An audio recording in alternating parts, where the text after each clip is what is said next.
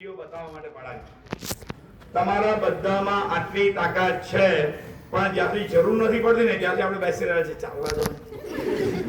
અને તમે જે કોન્સન્ટ્રેશન લૂઝ કરો છો, કોઈ એકે ભૂલ કરી અને એના પર હસવામાં તમે જે ટાઈમ બગાડ્યો, કોઈની ભૂલ બતાવવામાં, નહીં આને તો પાડી દેવો છે, આને તો દેખાડી દેવો છે, આને પાડ, આ કરવામાં જે તમે બગાડો છો ને, એમાં અલ્ટિમેટલી તમારું કરિયર બગડે છે. દુનિયાભરના વિદ્યાર્થીઓને મળ્યા પછી વાત કહું છું, સમજજો. કરિયર બનાવવું હોય તો બહુ સિમ્પલ નિયમ છે. મને જે બેસ્ટ આવડે છે મારે બેસ્ટ કરવું છે, મારે બીજા પાસેથી સારું શીખવું છે, બીજાની ભૂલો પર હસવું નથી. Is it clear? કહી શકે? બીજા નંબર પર તમે જોયું તાળીઓ વગાડવાનું કીધું, 9 તાળી, બધા 9 વગાડતા, પણ જેવું કીધું હરીફાઈ છે, કોનો અવાજ જોરમાં આવે છે? તમારો જ અવાજ. જે પહેલા હતો એના કરતા ડબલ થઈ ગયો.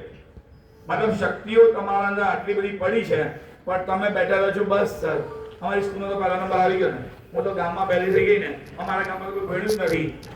તું તારા ગામની કે તમારા ગામના દીકરા દીકરી નથી. તમે આ દુનિયા ફરવા જન્મેલા છો. તમને જે ભગવાને મોકલાવ્યા છે, જેને બી તમે માનતા હો, એને એ સપનું આપીને મોકલાવ્યા છે કે તમારો જન્મ બધા અહીંયા ગામમાં થયો, પણ મરવા પહેલા દુનિયાનો ચક્કર તમારે મારવો જોઈએ. ઢગલાબંધ સંસ્કૃતિઓ છે, ઢગલાબંધ વસ્તુઓ જોવા જેવી છે, દુનિયા બધા રીલ તમે જોઈ શકો છો. પણ પ્રોબ્લેમ શું છે?